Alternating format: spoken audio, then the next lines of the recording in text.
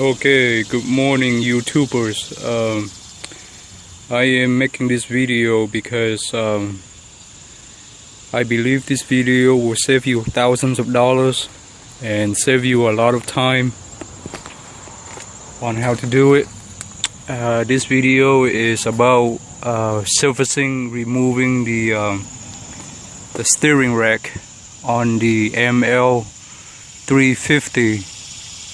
The year is 2001 ML350. I was having a problem with the old steering because it was leaking, and it leaks on the both sides, the passenger side and the driver side.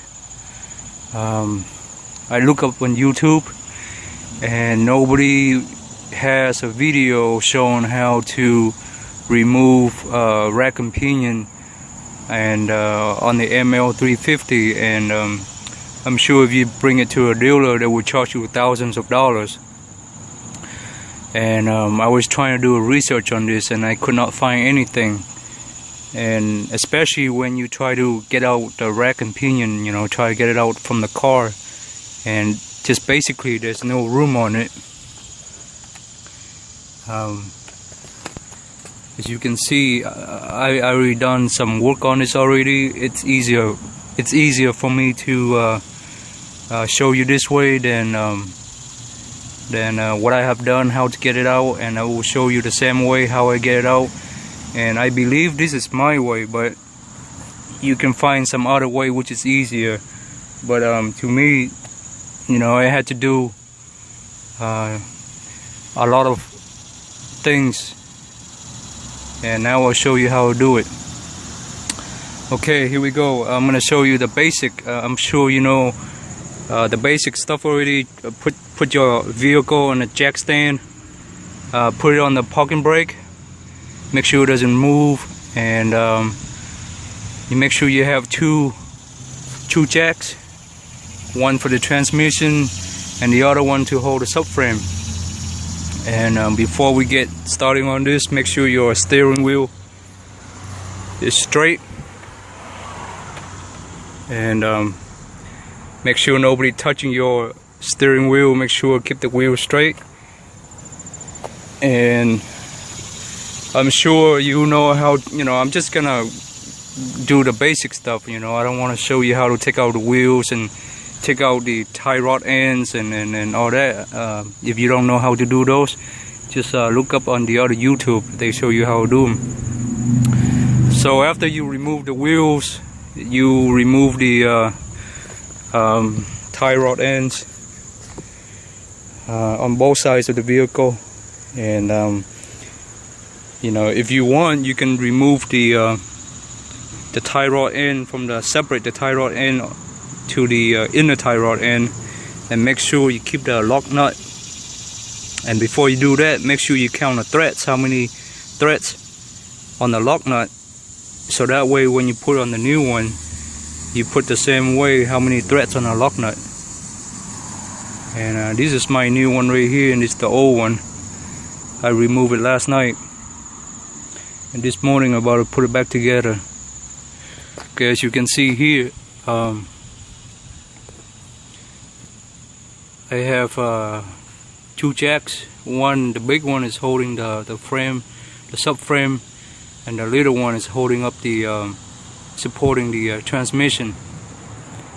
And what I did was, after I removed the tie rod and on both sides, I also it will be a lot easier. Now on this vehicle, at first I thought I didn't have to remove the subframe, lower the subframe, but trust me, you have to lower the subframe a little bit. And you know, at first I thought I could zigzag and wiggle the rack and pinion out of there, but trust me, the hole is too small. So, you know, it took me a long time to realize, you know, just go ahead and lower the subframe, unbolt the transmission bolts, which is two transmission bolt in the front and one transmission bolt in the rear, and those three are mounting on the subframe. Okay, and it will be a lot easier if you disconnect, unbolt the from the two bolts right here from the lower control arm to the torsion bar. Go ahead, unbolt those two bolts, and also unbolt the torsion bar. I don't know if you can see or not, but the torsion bar go all the way to the rear, and I also unbolt the torsion bar.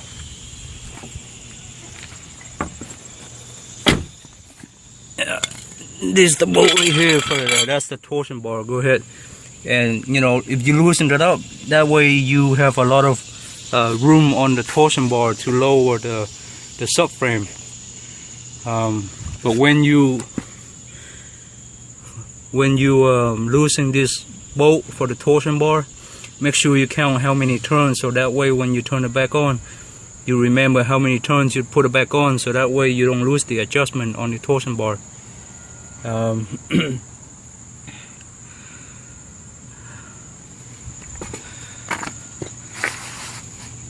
Okay, now let's take a look from underneath, see what's going on. Okay, that's what I have done. I remove, it's kind of dark in here, I don't know if you can see, but anyway, from the subframe, there's one bolt, two bolts for the subframe in the rear, and two bolts for the subframe in the front. Now, the subframe, the two bolt from the subframe and the main frame, sometime I got the other two came off, but the other two on the passenger side was kind of stuck. But you know, all you need is just a little gap right here.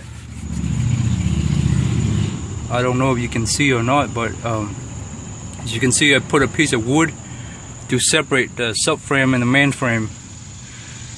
And oh yeah,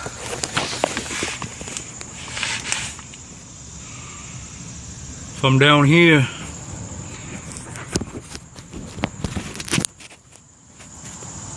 the rack and pinion was going this way to this way.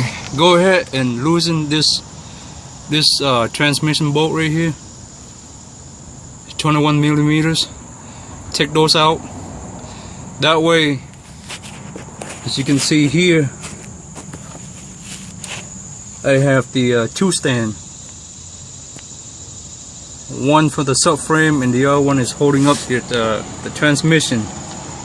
As you can see, one is for the subframe, holding up the subframe so it doesn't drop on you, and the other one right here is holding the small one, just supporting the transmission right there.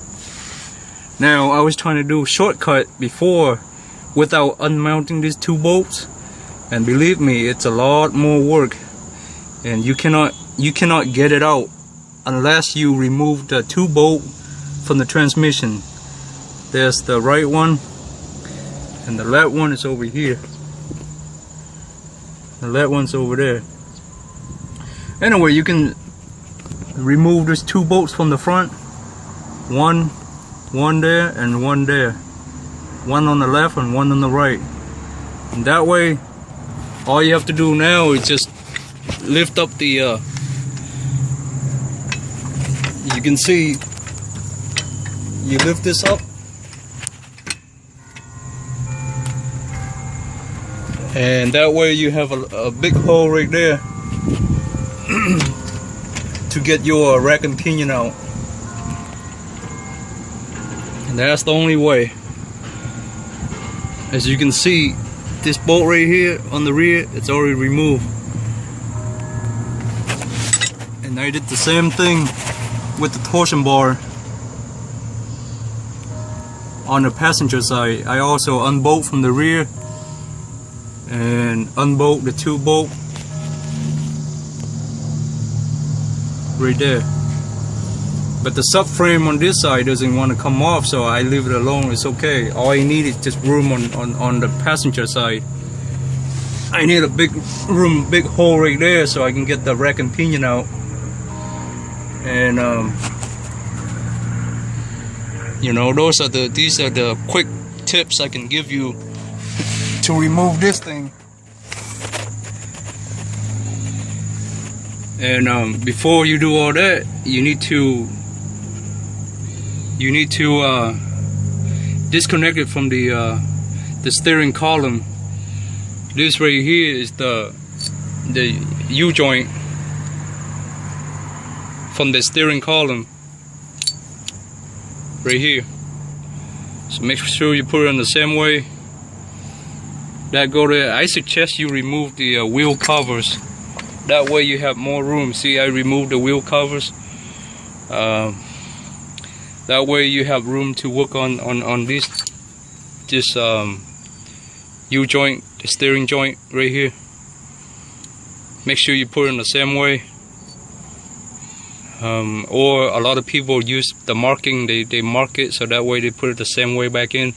But anyway, remove the wheel covers. That way you have more room to work on your U-joint on the steering column right here.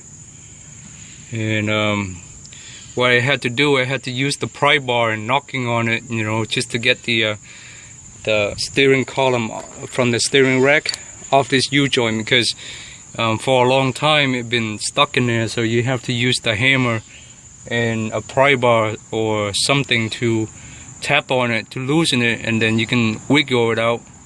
And then but make sure you remove 2 bolts, not just only one, but remove 2 of them, one on the top and one on the bottom here for the U-joint here.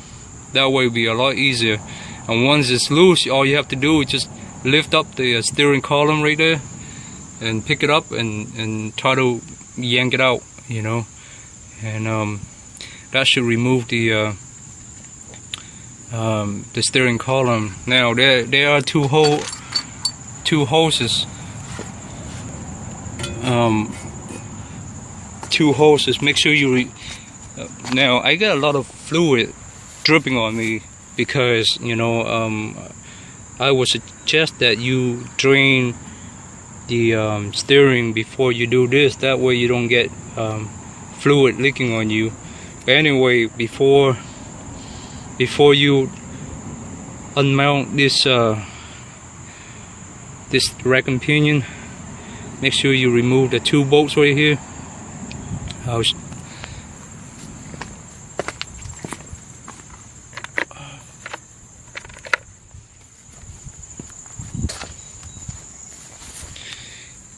These are the 2 right here that goes. As you can see, I put the marking right here. The marking, now it has 2 crush washers.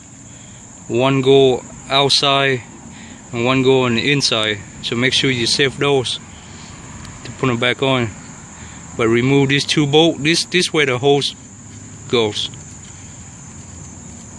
One go there and one go there. Okay. Make sure it's clean when you put it back together. No dust, so it won't leak.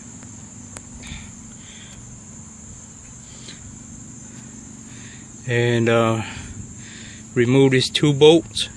These right here connect to the subframe. Okay, just go ahead and unbolt those. And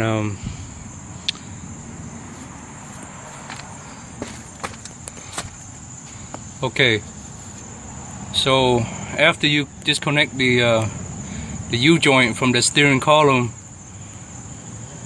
disconnect the 2 hoses, the bolt I was just showing you over there, the 2 bolts that connect to the hose, and make sure the oil drip out, you know, don't drip on you. And make sure you drain the hose and everything so you won't make a mess. Then after that, just, you know, unbolt the 2 bolt from the subframe, from the steering rack to the subframe. Just unbolt those and go ahead, put the jack on the transmission and put a jack on the jack on the subframe, and go ahead, remove the subframe, lower the subframe a little bit. You have to use the pry bar. I have to use the pry bar to separate the subframe and mainframe. And believe me, because many years have been sitting there, sometime it got rusty and it's stuck in there, so you might have to pry it out really hard. And I have to use the pry bar to separate them. And so once you lower the subframe, that will give you a big hole right there, as you can see. You know, that way you give a lot of room. And what I did was I removed the rack and pinion to the passenger side through this hole on the passenger side right here, and you kind of wiggle it out, turn and get it out from the passenger side. And today I'm gonna try to put the new one back on, but basically that's how I get the old one out. And I hope this video help you out, and I hope this video save you lots of money. And just be sure to work safe, you know, make sure your car's on the stand, and put a parking brake on, and you have to remove the transmission, the bolts from the transmission. There's no way, because the hole between the subframe and transmission, if you don't unbolt them, if you don't remove them, the hole too small. There's no way you get out the rack. And I've been fighting for that for a couple days, you know. I thought I can do a shortcut, and I've been reading online that you can wiggle it out, turn it out, and try to get out from the passenger side. Trust me, it do not work. It doesn't work. So the best way to do is just go ahead, remove the transmission, the 2 bolts, save you a lot of time. 2 bolts on the front, 1 on the rear, and go ahead, remove the torsion bar, the nuts and the bolt. You know, the one on the rear right there, the bolt from the torsion bar right there, and the 2 right here. And go ahead, just pry it down. It will drop down a little bit. Trust me, you save a lot of time and fighting and all that, and you save yourself a lot of energy and frustration and headaches. So these are the only things, you know. I just want to summarize it, you know. I'm sure you pretty know the basic, how to remove the tie rod end and all that. And you know, basically you probably don't have to remove the outer, but me, I had to fight, and I try to remove everything. But if you want to, after this you're gonna have to get a new alignment anyway, so you know. And my suggestion is, you probably want to buy the new tie rod arms, the tie ends. You probably want to replace them anyway, because you know, you're gonna have to do new alignment anyway. So you know, why put the old one on and then 6 months later it's gonna go bad? You have to change it, and then you have to do alignment again. But that, you know, I went out and I bought at Napa. I went to Napa and I bought the left side and the right side for like $50, $47 each. And then that way you replace the outer tie rod end, and you know, and after you do alignment, you don't have to waste your money to do alignment again later on when you have to change these tie rod end. I really suggest you replace these two, even though it might look good. It depends on how yours is, but mine is pretty I can wiggle this. You can see the rubber boots is like cutting. So but anyway, that's my suggestion. I hope this video help you save your money, frustration and everything. As you can see, the 2 bolt from the transmission,